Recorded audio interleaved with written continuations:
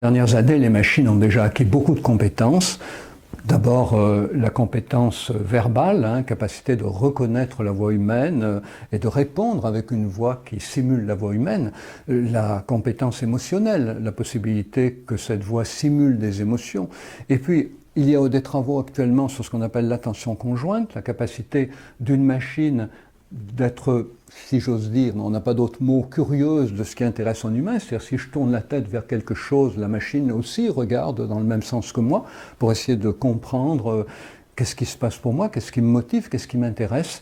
Et puis même des travaux sur ce qu'on appelle la résonance motrice, c'est-à-dire qu'on sait aujourd'hui que la confiance entre deux personnes est d'autant plus grande que si l'un des deux fait un certain mouvement, par exemple prend son menton, l'autre a tendance à prendre son menton. Si l'un des deux croise la jambe, si votre interlocuteur croise la jambe, ça veut dire qu'il y a une confiance qui s'est établie. Et il y a des travaux aussi actuellement pour donner cette compétence à des machines humanoïdes évidemment, avec un tronc, une tête, voilà, deux bras, deux jambes. Tout ça étant évidemment de la simulation, mais une simulation qui risque d'être très convaincante pour beaucoup d'entre nous.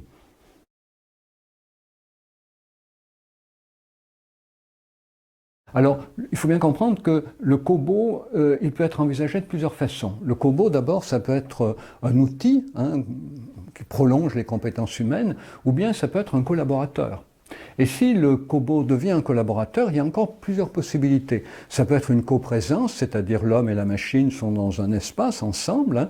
L'homme n'est pas protégé de la machine par un grillage, parce que la machine est censée ne pas pouvoir nuire à l'être humain. Et donc tous les deux peuvent faire deux tâches distinctes, mais dans le même espace. C'est la coprésence.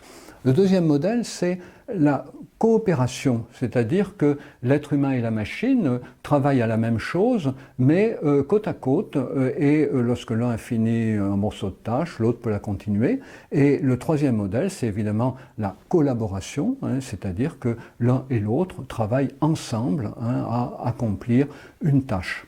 Alors, il faut bien comprendre que ce nouveau modèle de relation entre l'homme et la machine entraîne un certain nombre de problèmes. C'est-à-dire qu'il faudra peut-être que les humains s'habituent à ce que des machines leur fassent peut-être des commentaires, des reproches sur la manière dont ils travaillent. Alors, quand on n'accepte pas les reproches des collègues aujourd'hui, comment acceptera-t-on les reproches des machines? Et puis, pour bien travailler avec une machine, peut-être qu'il faudra la personnaliser. Et si on personnalise une machine, si on la customise, comme on dit aujourd'hui, si on lui donne un petit nom, Joe, voilà, Monique, je ne sais pas, n'importe quel prénom vous imaginez, on va pouvoir travailler peut-être mieux avec la machine. Mais si un jour l'employeur change la machine, peut-être qu'on sera dérouté parce qu'on dira mais je veux garder la machine que j'avais avant. Donc vous voyez, il y a un tas de problèmes qui se posent pour savoir jusqu'où il faut encourager la familiarité de l'humain avec la machine, avec laquelle il va travailler demain, pour permettre une tâche plus efficace, mais aussi éviter un attachement trop important à un état de la technologie et une difficulté à accepter un changement de technologie au sein d'une entreprise. Donc évidemment, un vaste sujet de réflexion qui doit être mené dès aujourd'hui pour faire en sorte que les employés travaillent bien avec les machines, en attendant des machines tout ce qu'elles peuvent donner, mais sans établir avec elles des relations qui pourraient devenir problématiques. On s'aperçoit qu'il y a des entreprises dans lesquelles l'introduction de robots se fait facilement et des entreprises dans lesquelles c'est beaucoup plus compliqué.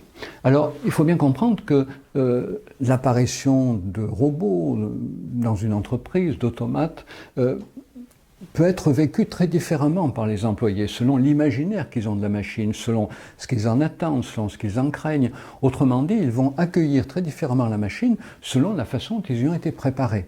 Et la meilleure manière de préparer les employés à l'introduction des machines, c'est d'être extrêmement clair sur les tenants et les aboutissants. Je vois au moins trois séries de problèmes. Première série de problèmes, la protection de la vie privée. Il faut bien comprendre que toutes les machines aujourd'hui, pour des raisons d'amélioration de leurs compétences, via l'intelligence artificielle, toutes les machines sont reliées à un serveur central et les employés peuvent être légitimement inquiets qu'une machine enregistre la rapidité de leurs gestes, par exemple, du lundi au samedi, avec peut-être le fait que certains jours, l'employé travaille moins bien. Et c'est pas seulement le fait qu'un employé doit faire des reproches éventuels par une machine, c'est le fait que finalement beaucoup de choses qui aujourd'hui échappent à l'employeur dans la manière de travailler des employés pourra être connu par l'employeur, et ça, il faut que l'employé en soit informé, qu'il soit d'accord, que deviendront les données prélevées, qui pourra y avoir accès, seront-elles anonymisées, comment seront-elles utilisées. La deuxième série de problèmes, c'est évidemment la possibilité de la reconversion professionnelle pour ceux qui auraient des difficultés à travailler avec des machines. Et aujourd'hui, n'oublions pas que parallèlement aux robots, il y a l'idée d'introduire la réalité virtuelle dans certaines tâches, et on sait que certaines personnes gèrent mal la réalité virtuelle. Et du coup, il faudra prévoir des possibilités de reconversion. Il ne faudra jamais obliger quelqu'un à travailler avec un robot, avec une machine, avec la réalité virtuelle, parce qu'il peut y avoir des contre-indications. Et la troisième série de problèmes, c'est ceux qui sont à leur aise avec les machines.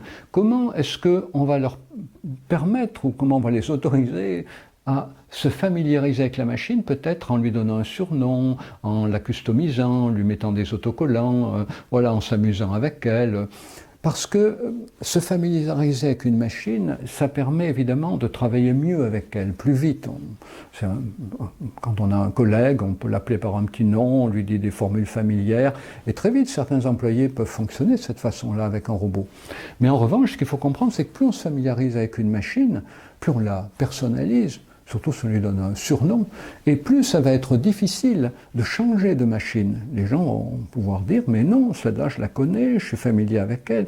Et donc vous voyez, il faudra que les employeurs et les employés trouvent le juste équilibre entre se familiariser avec les machines pour travailler mieux en bonne entente avec elles, et éviter de se familiariser trop avec leurs machines, parce que cela pourrait les empêcher d'accéder à des transformations technologiques qui les obligeraient à travailler peut-être avec d'autres machines différentes.